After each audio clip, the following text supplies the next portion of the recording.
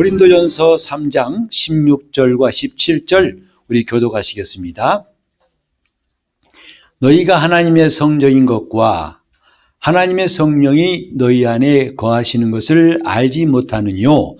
누구든지 하나님의 성전을 더럽히면 하나님이 그 사람을 멸하시리라. 하나님의 성전은 거룩하니 너희도 그러하니라. 영적 세계를 알자. 우리가 25번째 시간을 맞이했는데 참 영적 세계, 내 영이 있다는 것부터 실감하는 게 중요하지요. 내 영을 실감하지 못하면서 어떻게 영적 세계를 말할 수 있겠습니까? 이제 저와 여러분이 예수 믿고 난 다음에 교회에 들어와서 새롭게 처음 들어온 말들 중에 하나 뭐냐면 성령 받으셨어요? 이겁니다. 성령 받으셨나요? 저도 처음에 그 말을 들으면서 괜히 낯설었어요. 성령 받으라? 어떻게 받지?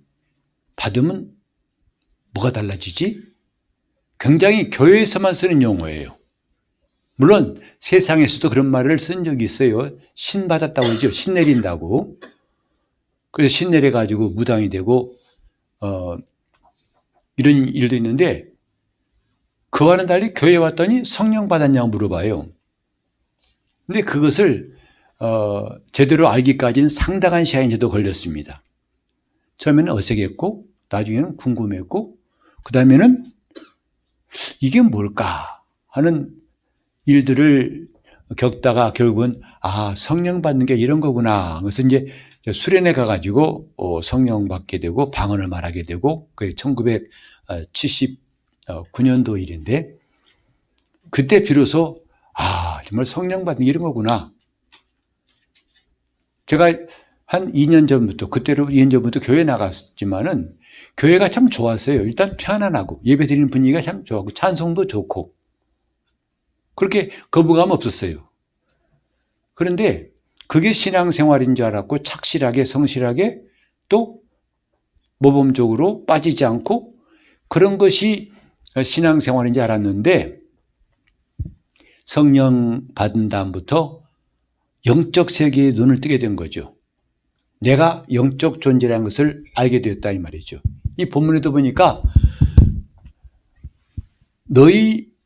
너희가 하나님의 성전이다. 하나님의 성전임을 알지 못하느냐 했어요. 성전은 뭐냐 하면 하나님을 모신 집이란 뜻이에요. 하나님의 집이란 뜻이에요. 이스라엘의 신앙은 성전 중심이라고 하잖아요. 하나님을 어떻게 어디서 이렇게 전혀 막연하잖아요. 신은 안 보이기 때문에. 그런데 하나님은 그런 혼란을 딱 없애고 초점을 모아주듯이, 초점을 딱 모으듯이 성전이라고 모이게 하신, 성전으로 모이게 하신 거예요. 성전으로 초점을 맞추신 거라 이 말이죠. 신앙생활에서 초점이 중요합니다. 안 그러면 헷갈리고 뿌옇고 잘 안 보여요. 우리가 말씀을 들을 때마다 달라지는 게 뭐냐면 초점이 잡히기 시작해요. 혹시 이 가운데도 난시 갖고 계신 분 계시죠? 원시, 근시, 착시, 별시가 다 있어요. 그죠? 눈도 참 복잡해요. 정상인 사람한테서는 찾을 수 없는 게 난시, 근시, 원시, 착시, 머신시. 근데 저도 난시가 있다 보니까 이렇게 글자가 막 3자인지 8자인지, 특히 이제 공항 같은 데서 전광판에 그 시간표 보면 멀리서 보려면 헷갈려요. 3자인지 8자인지. 근데 안경을 딱 맞추면 초점이 잡혀요. 선명하게 보입니다. 그때 참 여러분이 속 시원하지 않습니까? 선명하게 보일 때 기분 좋잖아요. 신앙생활도 마찬가지예요. 초점이 잡혀야 한다 이 말이죠. 근데 우리가 말씀을 들으면 들을수록 점점 초점이 생긴다는 것을 느끼게 됩니다. 즉 그 말은 혼란이 사라져요. 답답한 게, 의심이, 이게 다 안개가 거치듯이 사라지면 느낍니다. 그래서 성령 충만하면요 복잡하지 않아요. 어려움을 당하더라도 어떻게 하지? 이게 아니라 너무 답이 분명해져요. 아니야, 흔들리지 마. 이쪽이야, 여기야, 여기야, 여기야. 이게 충만한 상태를 말하는 거죠. 그러나 충만치 않으면 허겁지겁 엉거주춤 정신없습니다. 근데 그게 어려움을 당할 때뿐만 아니라 평소에 신앙생활이 이렇게 허겁지겁 엉거주춤하면 얼마나 답답하겠어요. 예배 드리면서도 허겁지겁, 기도할 때도 엉거주춤. 답답한 일이죠. 딱 초점이 잡히면 그때부터는 흔들리질 않아요. 근데 하나님께서 이스라엘에게 신앙의 초점으로 주신 게 성전이에요. 하나님은 성전에 계신다. 성전으로 모여들고 성전으로 오라. 와서 그럼 뭐 할 거냐? 빙빙 탑돌이 하듯이 이방인들이 탑을 돌듯이 그렇게 하는 게 아니라 거기서 제사하라. 왜? 제사함으로 하나님께 나갈 수 있다. 이렇게 하나하나 성전과 제사와 모든 법도가 주어짐으로 이스라엘은 이방인들처럼 복잡하고 혼란스럽지 않습니다. 착착 마치 훈련된 군대가 행진하듯이 착착착착 나가게 된다 이 말이죠. 여러분, 예수를 알면 할수록 혼란스럽지 않아요. 세상의 지식은 많을수록 번뇌가 생길 수밖에 없어요. 복잡해요. 알아도 끝이 없어요. 근데 신기한 것은 진리는 알면 할수록 복잡하지 않아요. 초점이 잡히듯이. 신앙의 초점이 중요하다. 신앙생활의 초점이 중요하다 이 말이죠. 근데 이스라엘은 일찍이 하나님이 성전이라고 하는 초점을 주셔서 성전을 짓고, 그래 첫 언약의 내용을 히브리서 9장 1절에 딱 요약했죠. 첫 언약에도 성소 짓는 것과 하나님 섬기는 법, 이게 바로 첫 언약의 율법의 내용이에요. 율법은 뭘로 되어 있다고요? 성소 짓는 법과 하나님을 섬기는 법. 그게 이스라엘이 혼란스럽지 않고 저 이방인처럼 태양신을 섬겼다가 나무 섬겼다가 했다가 왔다 갔다 하지 않고 딱 정한 것이 바로 초점이다 이 말이에요. 성전이 초점이에요. 그리고 구약 시대의 이스라엘의 신앙은 성전 중심의 신앙생활 이렇게 말합니다. 근데 바울은 이제 그 눈에 보이는 성전이 아니고 너희가 하나님의 성전이다 그랬어요. 구약 때 성전은 모세가 명한 대로 하나하나 하나님이 주신 양식대로 지었어요. 눈에 보이는 성전이에요. 그러나 오늘 고린도전서 3장 16절에 너희가 성전이다 할 때는 눈에 보이지 않는 성전, 곧 우리 안에 지어진 성전을 말한다 이 말이죠. 그러면 뭘로 지었어요? 목사님, 시멘트예요? 나무예요? 콘크리트예요? 뭐예요? 벽돌로 지었나요? 아니, 성령께서 우리에게 임하심으로, 성령이 우리 안에 임하심으로 비로소 우리가 온전하고도 영원한 성전이 되었다. 그래서 지금까지 눈에 보이는 성전은 다 이것의 비유였다. 그래서 예수님께서 요한복음 2장에도 46년 동안에 지은 성전을 헐라 그러셨어요. 이런 눈에 보이는 성전은 이제 더 이상 존재할 가치가 없다. 내가 사흘 만에 일으킬 것이다. 그래서 주님이 우리 안에 성전을 이루게 하시려고 눈에 보이는 성전을 헐고 성전된 주님 자신이 허물어지신 거예요. 십자가에 죽으신 거예요. 그러니까 이 이스라엘이 눈으로 보이는 성전은 결국은 장차 오실 예수 그리스도에 대한 예표였고, 그 눈에 보이는 성전이 허물어지는 것을 주님은 십자가에 대신 죽으심으로 그 실상을 보이신 거라 이 말이죠. 이제 눈에 보이는 성전은 끝났다 이 말이죠. 그럼 뭐가 남았냐? 성령께서 믿는 자 안에 임하심으로 우리가 성전 되게 하신 것이다. 이것이 신약교회예요. 우리는 하나님의 성전, 곧 성령께서 우리 안에 거하시는, 우리 안에 거하시는 것이 바로 온전한 성전이다 이 말이죠. 이때부터 영적 생활이 시작되는 거예요. 그러니까 성령 받지 않고는 영적 생활이 무엇인지를 제대로 알 수가 없고 하나님을 섬기는 것도 제대로 할 수가 없다고 말할 수 있습니다. 그래서 성령 받으라는 거예요. 사도 바울이 그랬잖아요. 에베소 교회에 가가지고 너희가 믿을 때 성령 받았느냐? 아니 믿으면 됐지 무슨 성령 받아야 되냐라고 할지 모르겠지만 성령 받아야 비로소 하나님의 성전이 되고 하나님을 온전히 섬길 수가 있다 이 말이에요. 하지만 종교화된 기독교에서는 성령 받는 것을 그렇게 가르치지도 않고 강조하지도 않습니다. 그냥 네가 또 열심히 잘하고 있어. 그래 이렇게 해봐. 제가 어떤 선교사님 만나서 들은 이야기가 참 충격적이었어요. 그분은 청년 시절부터 예수 믿고 정말 대단히 열심히 했대요. 교회에서 봉사는 빠지지 않고 열정적으로 했답니다. 근데 하루는 정말 내가 구원받았는가? 구원받은 거 맞아? 궁금해가지고 목사님께 물어봤대요. 목사님, 저 구원받았습니까? 그랬더니 그건 당연하지. 뭘로 그렇게 단정하십니까? 했더니 당신 열심히 헌신하잖아. 열심히 예배드리고 헌금 잘하고 뭐하고. 그 말 듣고 안심한 게 아니라 오히려 충격받은 거죠.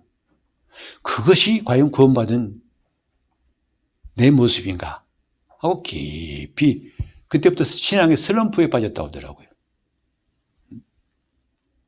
마치 오늘 신앙생활을 그렇게 종교인처럼 사는 것을 신앙으로 여긴 사람 참 많습니다. 성경은 성령 받았느냐 이 말이에요. 성령 받을 때부터 영적 생활이 시작돼요. 여러분 생각해 보세요. 나면서부터 소경된 사람은요 세상이 어둡다는 거 몰라요. 캄캄하지? 이 말은 몰라요. 왜? 태어날 때부터 캄캄했으니까. 그러나 이렇게 어떤 불의의 사고로 갑자기 시력을 잃은 사람들은 답답하죠. 전에는 다 보고 가서 있는데 지금은 다 더듬어야 되고 넘어지기도 하고 다치기도 하고. 왜? 이는 이전에 봤던 경험이 있기 때문에 그걸 그리고서 더듬더듬 할 수 있지만은 처음부터 아예 못 본 사람은요, 그게 당연한 거예요. 이거 봐, 얼마나 산이 아름다워. 아름다운 게 뭔데? 파랗잖아. 파란 게 뭔데? 그거 같이 우리는 예수를 믿은 다음 원래 영적으로 죽어있던 사람이기 때문에 영적인 것을 모르는 게 당연한 거예요. 근데 교회 와서는 마치 영적인 것을 아는 사람처럼 하라고 하니까 답답하고 안 되는 거죠. 어떻게 쉬지 말고 기도해요? 어떻게 항상 기뻐해요? 영적인 것을 모르는 사람한테는 이게 이해가 안 되는 거예요. 범사에 감사하래요. 여러분, 누가 범사에 감사해요? 그게 될 수 있나요, 이게? 항상 기뻐하래요. 그러니까, 그건 정신 나간 사람이에요. 영적인 것이 무엇인지 모르는 사람한테 다 영적인 말씀을 해봤자 마치 소경 귀에다 대고 좋지, 이쁘지, 굉장하지. 똑같은 거예요. 근데 그게 당연한 것처럼 원래 영적이 캄캄한 거구나, 헷갈리는 거구나, 황당한 거구나 이렇게 세월만 지낸다고 해서 언젠가 영적으로 눈을 떠진다? 아니옵시다. 영적으로 눈을 뜬 다음에 신앙생활을 할 수 있어요. 영적 세계를 알아야. 그 영적 세계 아는 것은 저 산에가 돛 닦는 게 아니라 성령 받을 때부터 가능하다 이 말이죠. 자, 따라합시다. 너희가 믿을 때 성령 받았느냐? 성령 받지 않고는요, 성경 아무리 읽어도 여기에 뭐가 지식이 쌓일지 몰라도 여기에 말씀이 안 들어와요. 그러니까 수십 년 믿어도 늘 그 타령, 그 수준이에요. 한 발짝도 앞으로 안 나갑니다.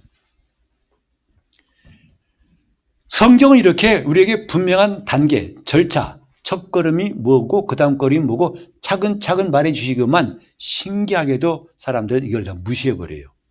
지금은 이제 그런 게 없습니다만 옛날엔 찬송가도 무지 찬송가라고 들어보셨어요? 무지 찬송가. 무지하게 좋은 게 아니라 악보가 없는 찬송가 있어요. 가사만 나온 거. 여기 그런 분 안 계시네. 장로님 기억나세요? 무지찬송가, 그죠? 그냥 그 몇 장 제목하고 가사만 써 있어요. 그러니까 음표가 없으니까 앞에서 부르는 사람 부르는 대로 부르는 겁니다. 그게 기준이에요. 그래서 저도 지금도 참 아주 구성지게 부른 노래 중에 하나가 뭐냐면 189장이에요.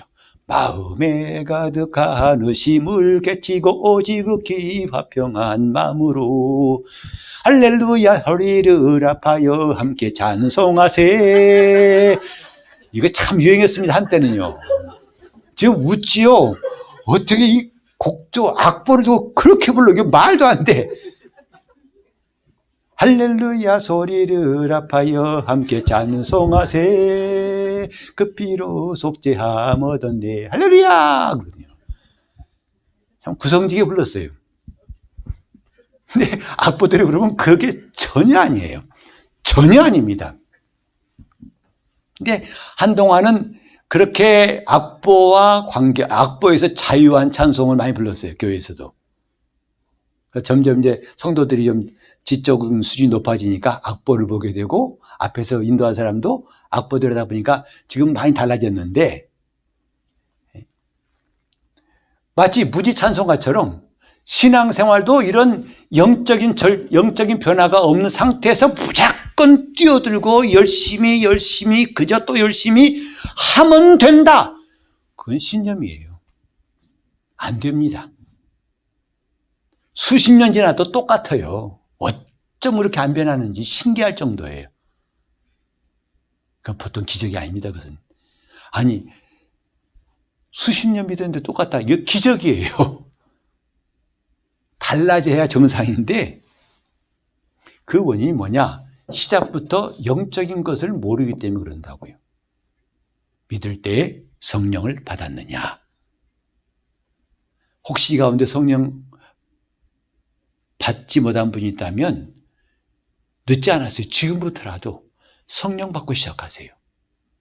자기 열심만 의지하지 마시고 자기 의지만 탓하지 마시고, 물론 의지도 중요해요.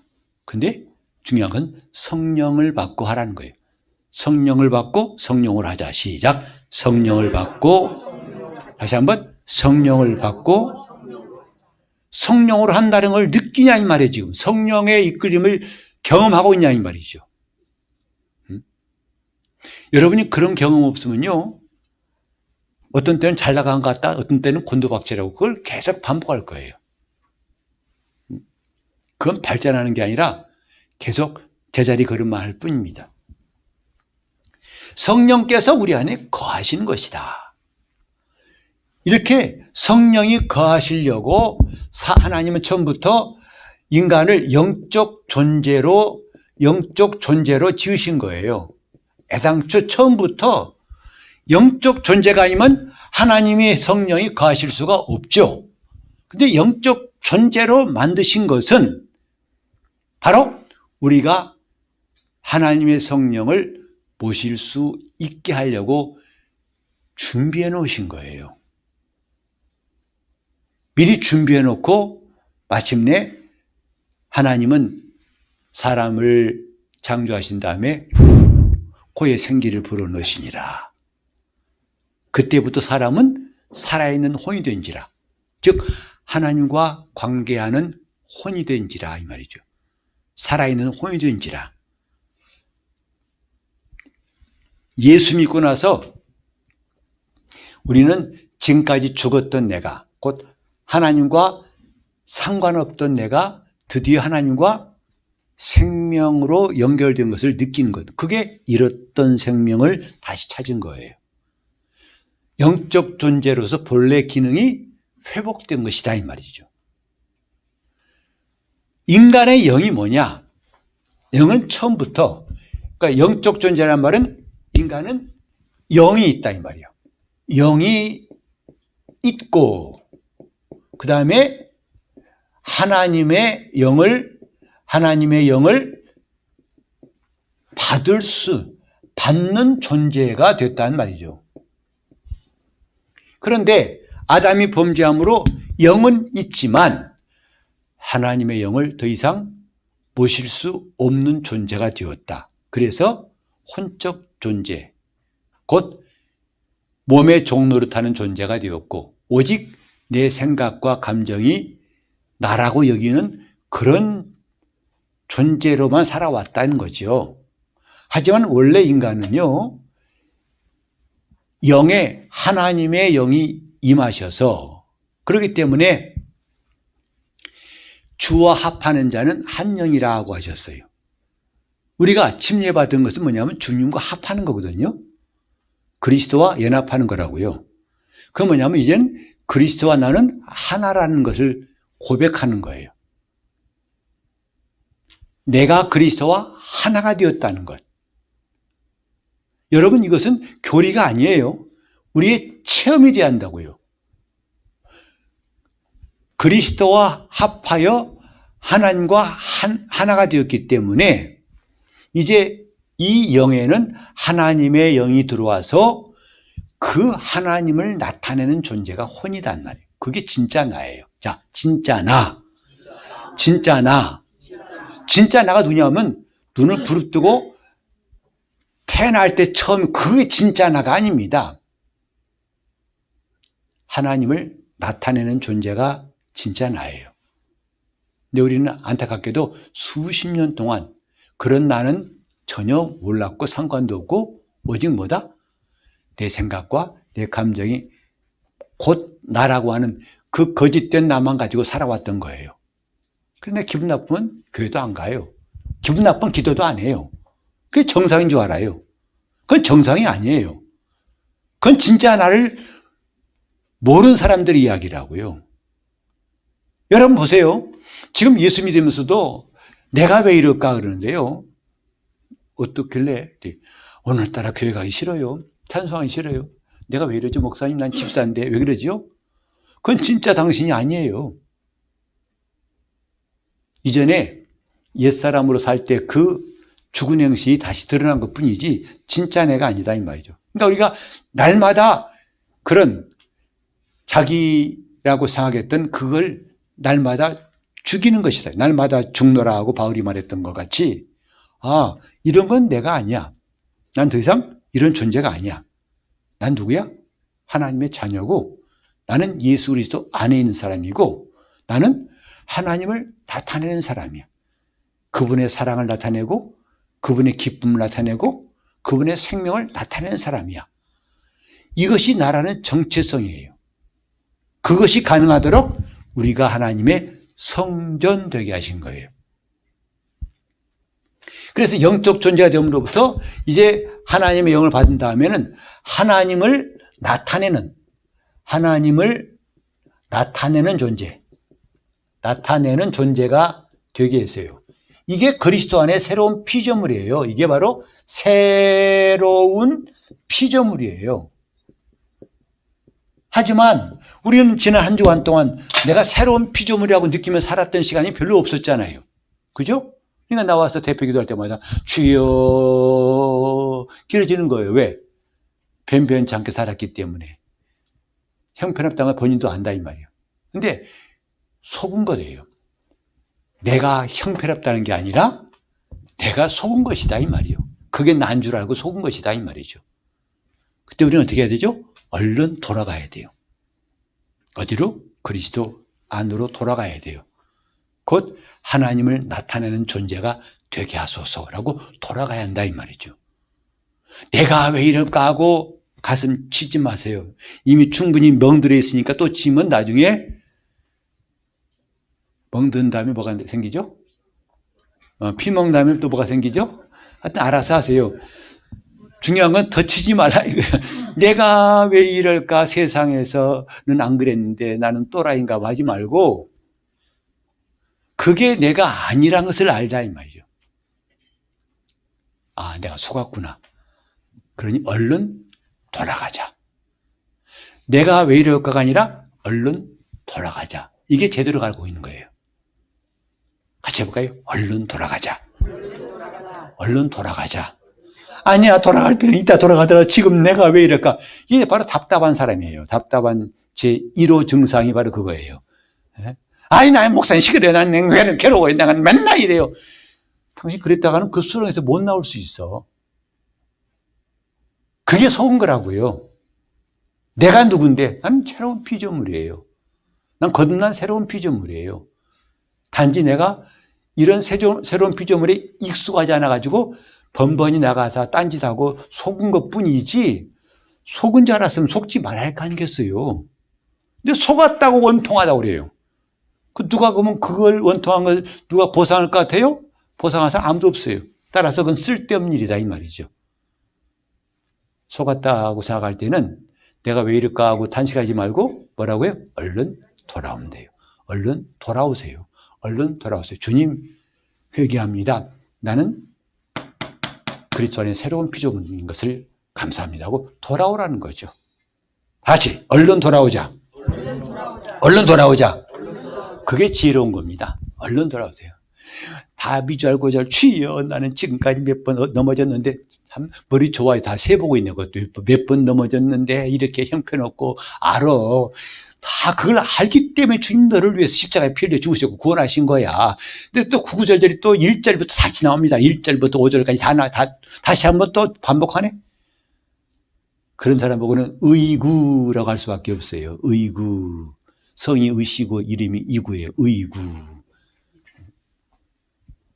여러분, 우린 지금까지 뭔가 신앙생활을 돌아보면 참 어리석다고 느낄 때가 많아요. 그렇게 하는 건 아무 소용도 없는데 왜 그럴까? 날마다 나를 부인하라는 거. 그런 것은 내가 아니란 그 사람은 내가 아니라는 걸 부인하라는 거예요. 나는 하나님을 나타낸 사람이다.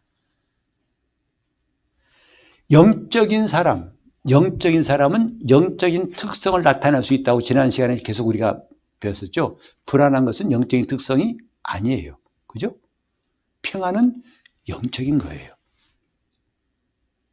감사도 영적인 사람만 가지는 특성이에요. 하나님이 주신 이런 놀라운 특징들을 우리는 지난번에 한 5번, 6번 쭉 배웠었죠. 그것은 내 성품, 내가 순화되고 훈련된 성품이 아니라 뭐야? 하나님의 성품이 나타나는 겁니다. 왜? 영적인 사람이기 때문에. 예수를 잘 믿으면 영적인 사람이 돼요. 영적인 성품이 나타나요. 영적인 일을 하게 돼요. 영적으로 살게 돼요. 그 시작이 뭐냐면 하나님의 성전이에요. 그것은 뭐냐면 이 영에 하나님의 성령이 들어오시는 거라 이 말이죠. 여기다가 그러니까 칠판이 좁네. 우리 이정만 집사님 칠판 앞으로 3-4배 큰 거 좀 하나 갖다 놓으면 내가 자유롭게 왔다 갔다 할 수 있겠는데 이 집이 좁아요. 다시 지우고 써야 되니까 할 수 없네. 여기다 써야 돼. 할 수 없어요. 이해하세요. 예. 작아서 그래요. 칠판이. 예. 사람은 영과 혼과 육으로 되어 있다고 그랬죠. 그래서 하나님께서 이미 어떤 피조물에도 없는 이 영을 창조하셨어요. 영을 창조하셨는데, 그러니까 영이라는 것은 어떤 존재냐면 비어 있어서는 안 되고 반드시 하나님의 영을 받아야 할 존재로 지으신 거예요. 그러니까 예수는 믿지만은 하나님의 영을 받아들이지 않으면 비어 있는 거죠. 영이 비어 있는 거죠. 그 순전히 뭘로? 육신의 생각과 육신의 감정으로만 살고 그렇게 할 수밖에 없다 이 말이죠. 오늘 제목에 나온 것처럼 인간의 영은 마치 그릇과 같다. 그릇이 뭐냐면 뭔가를 담으려고 할 때 그릇이 필요하잖아요. 근데 담을 것도 없으면 그릇이 필요 없어요. 그죠? 저는 짐승이나 다른 피조물은요, 하나님의 영을 담을 수가 없어요. 그러니까 영이 필요 없는 거다 이 말이에요. 그래서 사람은 영이 있어요. 왜? 거기에 담아야 할 것이 있기 때문이죠. 뭘 담지 아세요? 하나님의 영을 그 안에 모시려고 한 것이다 이 말이죠. 그리고 제목에도 인간의 영은 그릇과 같다. 내 영은 그릇이다 이 말이에요. 성령을 모실 수 있는 그릇이고 내 몸은 뭐냐? 내 혼을 담는 그릇이에요. 그릇이에요. 그러니까 인간은 결국은 그릇이다 이 말이죠. 몸은 영혼을 담는 그릇이고 영은 하나님의 영을 모실 수 있는 그릇이다. 자, 영은 그릇이다. 시작. 영이 뭐라고요? 그릇은 반드시 담을 것이 있을 때에 필요한 겁니다. 근데 예수 믿으면서 그 영의 성령을 모시지 않다면 성전될 수가 없는 것이고 그때부터 영적 생활은 사실은 말로나 하는 것이지 될 수가 없는 것이다 이 말. 영은 그릇입니다. 하나님의 영을 반드시 그러니까 믿을 때에 성령을 받았느냐라는 질문을 하게 되고 우리 교회 성도들은 어린아이부터 어른까지 모두가 다 성령을 받은 사람이 돼야 됩니다. 빠짐없이 성령을 받으셔야 됩니다. 나는 안 받아도 괜찮아요. 그건 말도 안 되는 거예요. 이 사람은 처음부터 헷갈리기로 결심한 사람이에요. 그릇입니다. 내 영은 그릇이요. 시작. 내 영은 그릇이요. 빈 그릇 되지 말라는 거죠. 하나님의 영을 모실 수 있는 그릇. 너희가 하나님의 성전인 것과.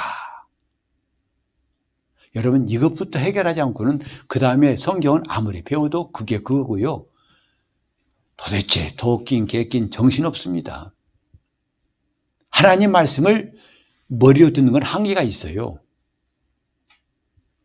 하지만 우리는 하나님의 영을 모시는 순간부터 제대로 갈 수가 있는 거다. 제대로 믿을 수가 있고 제대로 주님을 따라갈 수가 있는 거죠. 그러니까 사람들이 자꾸 이것을 해결하지 않고 자기 머리로 어떻게 하면 예수를 잘 믿을 것인가 궁리만 하고 있어요. 그러니까 맨날 초점이 뿌해가지고 앞이 안 보여서 더듬는 사람과 똑같은 거죠. 자, 인간의 영은 그릇이라고 했는데 이게 놀라운 사실 하나 봅시다. 창세기 2장 24절에 보면 이런 말씀이 있어요. 25절에 이런 말씀이 있어요. 이러므로 남자가 부모를 떠나 아내와 합하여 둘이 한 몸이 될지니라. 굉장히 중요한 말씀이에요. 근데 결혼식장에서 주로 목사들이 이거 가지고 주례사를 많이 하는데 남자가 부모를 떠나 아내와 합하여 둘이 한 몸이 될지니라. 사실 이 말씀을 깨닫는 사람도 별로 많지 않은 것 같아요. 제가 이제 신랑 신부 주례한 다음에 신혼여행 갔다 와서 인사하러 올 때마다 가끔 좀 짓궂은 질문합니다. 아유, 결혼 축하해요. 근데 어디 이제 두 사람은 하나예요, 둘이에요? 하나예요, 둘이에요? 그러면 이제 여자들은 주로 참 믿음이 있어 담대해요. 목사님 하나예요, 그러더라고요. 그래요? 그러면 집에 숟가락 2개예요, 하나요? 하나 가지고 둘이 있어? 아니면 둘이 각각 하나씩 쓰는 거예요? 숟가락 수저 2개씩이죠? 네. 근데 하나라면 왜 2개 갖고 있어? 하나만 쓰지? 그럼 말이 막힐 수밖에 없는 거죠. 제가 그렇게 막히기를 기다리고 물어본 거예요. 근데 안 막히면 제가 더 당황스럽겠죠? 자, 남편이 묻습니다. 자, 이제 그대는 이 두 사람은 하나예요, 둘이에요? 남자는 주로 이성적이에요. 둘입니다. 그래요. 그대는 둘이 한 몸이라 하신 말씀 믿지 않느냐? 그러면 또 할 말이 없어요. 참 고약하다. 이 질문을 참 고약하게 한다고 저도 그렇게 생각해요. 근데 그런 질문을 던진 것은 제가 좀 그다음 목적이 있어요. 이걸 깨닫게 하려고 한 거거든요. 그냥 대충 넘어가는 것이 하지 말고 꼭 알아야 한다. 둘이 한 몸이 될지니라. 이 비밀이 큰 거예요. 바울은 에베소 5장에도 이 비밀이 크도다 그랬어요. 우리 같이 볼까요? 한번 에베소 5장을 좀 보겠습니다. 에베소서 5장. 자, 우리 바울 사도가 이제 남편과 아내에 대해 쭉 말하다가 자, 우리 31절 31절, 32절 시작. 이러므로 사람이 부모를 떠나 그 아내와 합하여 그들이 한 육체가 될지니 이 비밀이 크도다. 내가 그리스도와 교회에 대하여 말하노라. 이거 앞에는 계속 지금 남편들아, 아내들아, 그들에게 쭉 말씀하다가 창세기 2장 24절을 인용하면서 남자가 부모를 떠나 그 아내와 합하여 그 둘이 한 육체, 한 몸 될지니라, 하나가 될지니라 했거든요. 그래 놓고 갑자기 뭐라고 했어요? 이 비밀이 크도다. 내가 그리스도와 교회에 대해서 말하더라. 여기 좀 남편과 아내, 남자와 남편과 아내에 대해서 쭉 말하다가 갑자기 내가 그리스도와 교회에 대해서 말하노라 했어요. 지금 남편과 아내에게 주신 말씀은 뭐냐면 둘이 하나가 될지니라. 한 몸, 하나. 그건 한 몸이란 뜻이죠. 몸이 될지니라 했어요. 이 비밀이 크도다. 그리스도와 교회에 대해 말한다. 곧 그리스도와 교회도 같다는 거예요. 둘이 하나라는 거예요. 그러니까 창세기 2장 24절이 그냥 남자 여자가 하나의 가정을 이루는 그 정도가 아니라 이건 비유였던 거죠. 온전한 실상은 그리스도와 교회에 대한 하나님의 비밀을 그림자같이 말씀하신 것이 창세기 2장이었던 거예요. 결혼제도라는 것이 이 땅의 문화를 하나님이 문화로 주신 것이 아니라 영원한 하나님의 비밀을 이 땅에 예표로 보이신 거예요.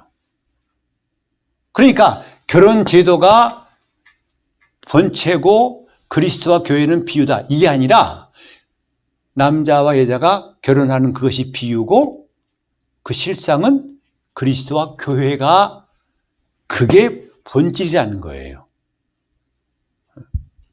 여러분 다 아시다시피 교회는 그리스도의 신부죠. 고린도후서 11장에 말씀하고 있지 않습니까? 내가 너희를 정결한 처녀로 한 남편이 그리스도께 중매한다. 그리스도의 신부가 교회예요. 그러니까 이게 본질이지 이건 비유일 뿐이다 이 말이죠. 보세요. 지금 남자 여자 결혼할 때 사실은 분명히 두 사람이잖아요. 둘인데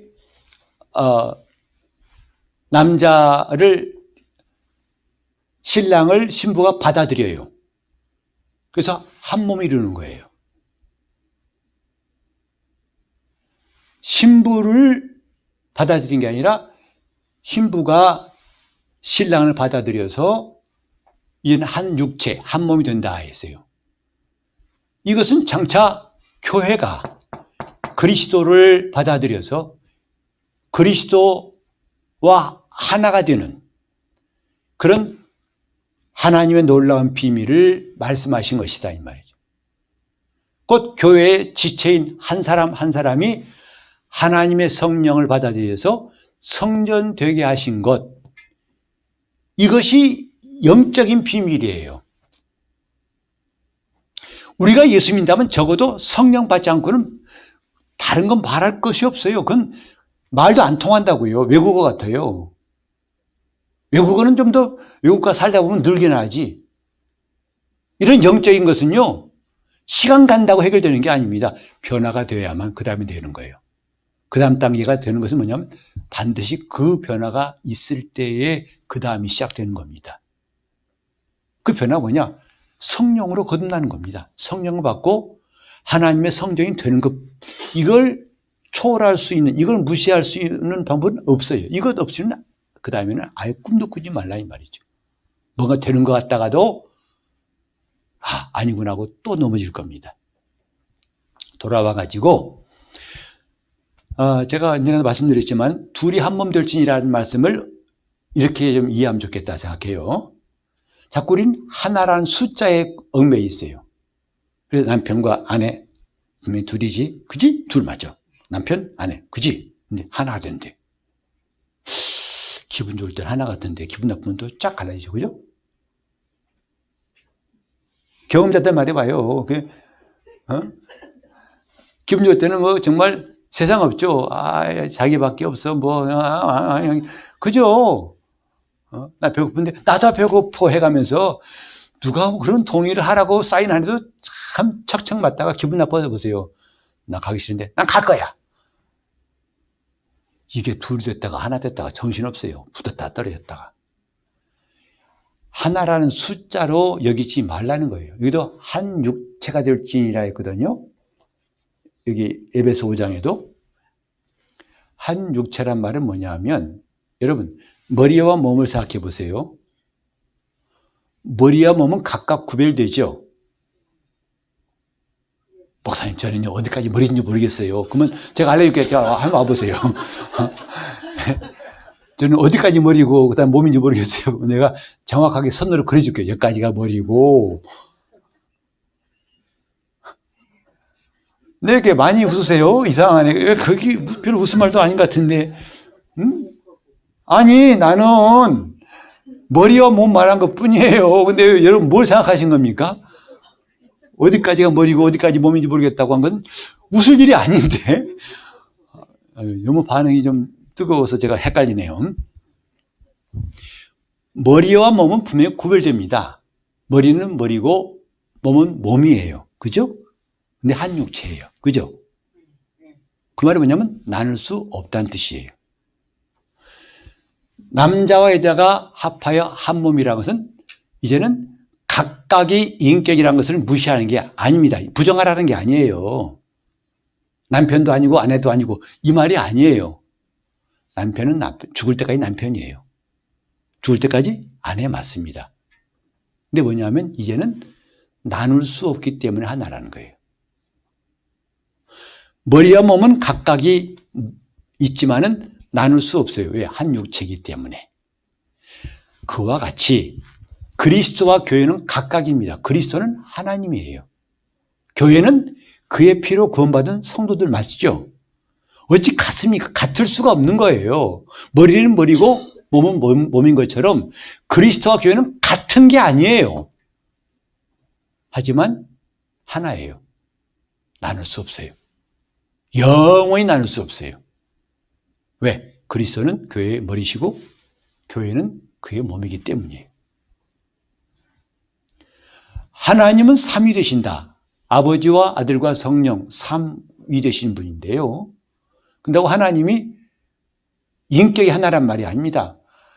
아버지의 인격, 아들의 인격, 성령의 인격은 각각이에요. 그래서 아버지가 아들을 사랑하시고 또 예수님은 아버지께 간구해서 성령을 보내주시도록 기도하시고 성령은 아버지와 아들이 하나이심을 증거하시고 각각의 인격입니다.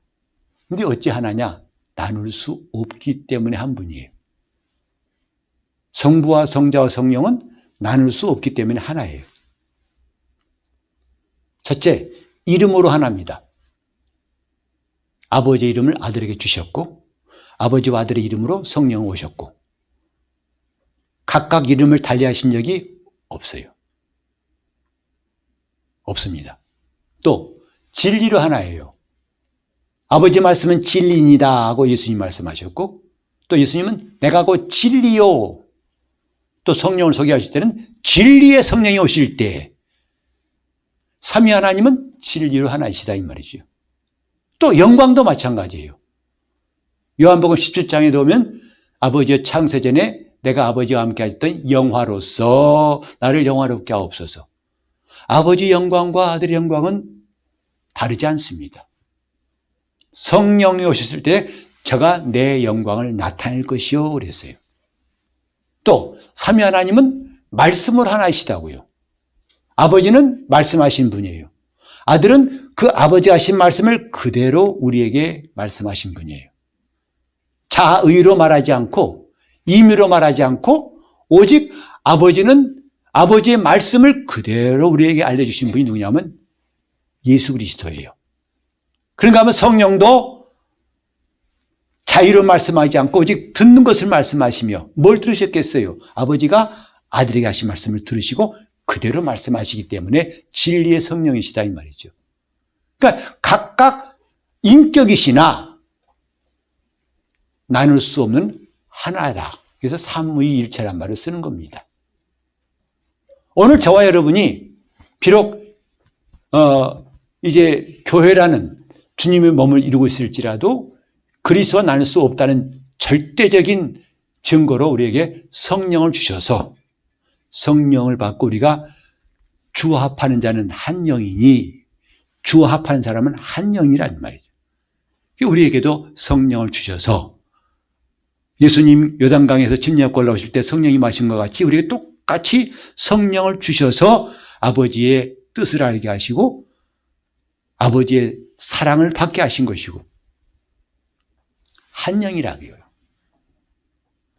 구원의 놀라운 수준은 뭐냐면 하나님과 하나가 되게 하신 거예요. 죄에서 물에 빠진 사람 건지듯이 죽을 뻔한 사람을 살려놓은 것만이 구원이 아니라 탕자가 돌아왔을 때에 그냥 그 집에 취직한 정도로 구원한 것이 아니라 너는 원래 내 상속자였다. 자, 오늘 기쁜 날이다. 이 아이를 씻겨라. 고운 베옷을 입혀라. 금가락지를 끼워라. 살찐 소를 잡아 잔치하자. 아니 종 하나 입사했다고 그렇게 하는 사람 못 봤죠? 못 봤죠? 우리 집 종 하나 새로 들어왔어. 잔치하자. 그렇게 안 합니다. 구원은 그런 거예요. 회복하신 거예요. 어떻게? 하나님과 하나가 되게 하시려는 그래서 하나님의 형상대로 사람을 지으시고 극호의 생기를 불어넣으사 그 생명으로 동일한 생명으로 하나님과 교제할 수 있는 그런 인간의 수준으로 회복하신 게 예수님의 구원이다 이 말이죠. 그래 자연스럽게 우리에게 상속자란 말이 나오는 거예요. 그리스도와 함께한 상속자니 자녀이면 또한 후사 상속자 곧 그리스도와 함께한 상속자란 말이 나오는 것이죠. 이런 놀라운 일들을 언제부터? 성령께서 우리 안에 거하실 때부터 이루어지게 하는 거죠. 오전에도 말씀드렸죠, 제가. 자, 우린 예수님이 승리하셨어요. 또 우리도 똑같이 그분의 승리로 이긴 자 되게 하셨어요. 하지만 보세요. 현실적으로 여러분이 이긴 자라고 살아온 시간이 별로 많지 않잖아요. 늘 넘어지고 깨지고 엎어지고 뒤집어지고 하잖아요. 그런 자기 현실을 볼 때는 오늘 아침 설교 같은 것이 별로 닿지 않을 수 있어요. 아유, 목사님 그런 말씀 하지 마세요. 나는 너무 거리가 멀어요. 라고 할지 모르겠지만 왜 그렇게 안 되느냐? 이미 주님이 다 이루셨는데 왜 안 되느냐? 바로 주의 나라가 임하셔야 할 이유가 바로 그거다 이 말이죠. 그대로 이루어지기 위해서 주의 나라가 임하소서. 우리는 올해 내내 저 기도 제목과 저 말씀으로 서로를 축복하자는 것이죠. 주의 나라가 임하소서. 주의 나라가 임하소서. 주의 나라가 임하소서. 그 나라가 임할 때 비로소 하나님이 아들을 보내시고 예수께서 보이지 않는 세계에 이루신 말씀이 드디어 우리 속에 이루어지는 거죠. 근데 이루어지기를 바라는 게 아니라 내가 이루려고 애쓰다 보니까 힘만 들더라. 헛힘만 쓰더라. 그것이 고생만 하더라. 따라서 우리는 그렇게 하지 말자는 거죠. 그리스도 안에 들어가서 날마다 나를 부인하고 주님의 말씀대로 생각하고 주님 말씀대로 말하고 주님 말씀대로 살아가자 이 말이죠. 그러면 놀라운 일들이 우리 속에 이루어지는 것이다 이 말이죠. 할렐루야 주의 나라가 정말 이게 정말 중요한 거예요. 할렐루야 주의 나라가 할렐루야 임하소서. 저도 주중에 종종 걸어갈 때도 할렐루야 주의 나라가 할렐루야 임하소서 종종 기도한다고요. 할렐루야 주의 나라가 할렐루야 임하소서. 그냥 교회에 와서만 쓰는 교회 용어가 아니라 걸어가면서도 주여 할렐루야 주의 나라가 할렐루야 임하소서 할렐루야 주의 나라가 할렐루야 임하소서. 비로소 그렇게 지금까지 들었던 말씀들이 내게 이루어지고 또 주님이 이루신 말씀이 내게 하나하나 이루어질 때 성도들이 얼마나 기쁨이 있겠어요. 그게 기쁜 거예요. 주님 말씀대로 되어진 게 기쁜 거예요. 그게 바로 주님 나라가 내게 임했다는 증거죠. 돌아가가지고 신부가 신랑을 받아들여서 한 몸을 이루는 것처럼 그리스도의 몸된 교회가 그리스도를 남편으로 받아들였을 때 비로소 하나가 될 수 있고, 그것이 곧 우리가 하나님의 성전이 되게 하신 뜻이다 이 말이죠. 내게 하나님의 성령이 충만하도록. 그러니까 우리가 성령 충만을 구하는 것은 가끔 때때로가 아니라 항상 구해야 할 제목이에요. 왜? 성령 충만할 때 비로소 주의 나라가 내게 이루어지기 때문입니다. 주의 나라가 임하기 때문이다 이 말이죠. 여러분, 오늘부터 우리는 좀 신앙생활을 초점이 딱 잡힌 하루하루를 살아갑시다. 뿌옇고 잘 안 보이고 안개 낀 것처럼 더듬는 게 아니라 초점 잡힌 신앙생활. 그건 내가 영적인 사람 될 때부터 가능하다고요. 영적인 사람. 영적인 사람 그러면 여러분 초점 잡힌 신앙생활 이렇게 하세요. 영적인 사람. 영적인 사람. 말씀이 쏙쏙 들어오는 게 초점이 잡혔기 때문에 들어오는 거예요. 영적 생활은 그때 참 좋다. 이런 신앙생활 나고 전에 왜 못했던가 하고 안타깝고 아쉬울 때가 오는 거죠. 여러분, 제가 자꾸 잔소리에 미안한데요. 나는 오후 시간에 여러분들이 이렇게 말씀드리는 게 참 저는 기쁜 게 뭐냐면, 이렇게 여러분들이 배워가면 제가 수십 년 걸렸던 50년 걸렸던 신앙생활 여러분 5년 만에 할 수 있을 거예요. 이게 안내자가 필요한 이유라고요. 안 그러면 내가 다 몸으로 실패하고 시행착오를 많이 뒤죽박죽 된 다음에 가까스로 하나 얻고 10개 던져서 간신히 하나 얻고 이런 식으로 될 수밖에 없는데, 앞에 인도자가 있다면 여러분은 그런 노력을 훨씬 더 줄여버릴 수 있어요. 그래서 여러분들이 나는 때로는 가끔 부러울 때가 있어요. 나도 좀 1970년대에 이렇게 누가 좀 가르쳤더라면 얼마나 좋았을까라는 상상을 해보면서, 그러나 오늘 지금도 안 늦었습니다. 자, 초점 잡힌 신앙생활. 그러면 영적인 사람 합시다. 초점 잡힌 신앙생활. 영적인 사람 됩시다. 할렐루야. 주의 나라가 임하실 수 있도록 우리가 그래서 수시로 성령님 내게 임하시고 역사하소서. 성령. 어떤 사람이 그래요. 목사님, 성령 받았으면 됐지 맨날 받으려고 그래요? 나를 다스리도록 그분의 통치가 임하라는 거예요. 나를 성령님의 통치하시는 그 나라가 임하시라는 거죠. 자, 기도하실 때 주님, 내가 성령 충만하여 주님 나라가 날마다 임하는 것을, 그리고 주님 말씀대로 되어지는 것을 눈앞에서 볼 수 있도록 합심해서 기도하시겠습니다. 하나님 아버지, 그리스도의 신부로 지음받은 존재가 다른 영적인 존재를 받아들이므로 성경은 이것이 우상숭배요 간음이라고 표현했습니다. 오직 우리 영에 성령님 역사하시고 성령이 통치하신 나라가 날마다 임하여 주시옵소서. 우리가 어떻게 해보려고 했던 노력이 얼마나 부질없던가를 깨달았습니다. 우리가 내가 왜 있을까 하는 탄식과 낙심보다도 그때 속은 줄 알고 즉시로 회개해서 주 안으로 들어오게 도와 주시옵소서. 탕자가 돌아오듯이 우린 수시로 순간순간 돌아오게 도와 주셔서 그리스도 안에 거하는 것이 무엇인지를 경험하게 도와 주시옵시고, 주님 말씀대로 이루어지는 것이 우리 삶 가운데 날마다 더 많이 풍성히 나타나게 도와 주시옵소서. 하나님 아버지, 우리 성도들에게 은혜 베푸셔서 초점 잡힌 신앙생활 하게 도와 주시옵시고, 그 말씀이 하나하나 심어지고 깨달아져서 그 말씀대로 살아갈 때 힘이 나게 도와주시고 감사함과 기쁨이 넘쳐나게 도와 주시옵소서. 주여 은혜 함께 하시고 나옵고 예수 이름으로 기도합니다.